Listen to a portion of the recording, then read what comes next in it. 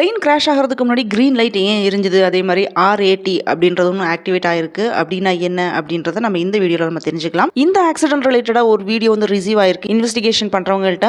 இந்த வீடியோவை local student ஒருத்தர் தான் வந்து எடுத்திருக்காரு. இந்த ஃபுட்டேஜ் வந்து technical aspect and root of the accident வந்து ரீச் பண்ணுறதுக்கு வந்து ரொம்ப ஹெல்ப்ஃபுல்லாக இருக்கும் அப்படின்னு வந்து கன்சிடர் பண்ணுறாங்க. பிளேன் வந்து டேக் ஆஃப் ஆனால் கொஞ்ச நேரத்திலேயே வந்து பிளேனோட பேக்ல இருந்து புகை வந்திருக்கு. அதுக்கு முன்னாடி பிரைட்டாக வந்து க்ரீன் லைட் ஒன்று எரிஞ்சிருக்கு அப்படின்றது தெளிவாக அந்த வீடியோவில் வந்து பார்த்துருக்காங்க.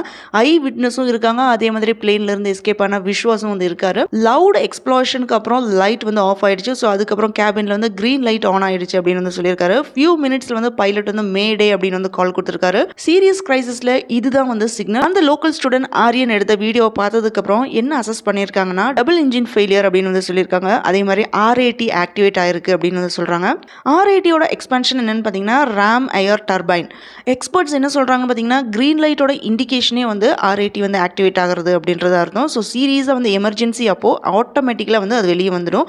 ஸோ ரேட்ன்றது ஒரு காமன் டிவைஸ் இல்லை, ஆனால் லாஸ்ட் எஃபர்ட் தான் அப்படின்னு சொல்லியிருக்காங்க. இந்த ஏர்கிராஃப்டோட மெயின் எலக்ட்ரிக்கல் அதே மாதிரி ஹைட்ராலிக் சிஸ்டம் எல்லாமே வந்து கம்ப்ளீட்லி ஃபெயில் ஆகும்போது தான் அது வந்து யூஸ் ஆகுமாம். இந்த ஏர்கிராஃப்ட் வந்து இயங்கும் போதே விண்ட் வந்து ஜென்ரேட் பண்ணுற எனர்ஜியை வச்சு ஏர்கிராஃப்டோட மோஷன் பவர் பேசிக் சிஸ்டமாக இருக்கிற ஃப்ளைட் வந்து கண்ட்ரோல் பண்ணுறது, வைட்டல் இண்டிகேட்டர்ஸ், கம்யூனிகேஷன் சிஸ்டம் இந்த மாதிரி அடிப்படையில் தான் வந்து இருக்குது. ரேட் வந்து ஆக்டிவேட் ஆனாலுமே அசோசியேட் லைட்ஸ் அதே மாதிரி இண்டிகேட்டர் சிஸ்டம் ஆக்டிவேட் ஆகிடும்னு சொல்லியிருக்காங்க.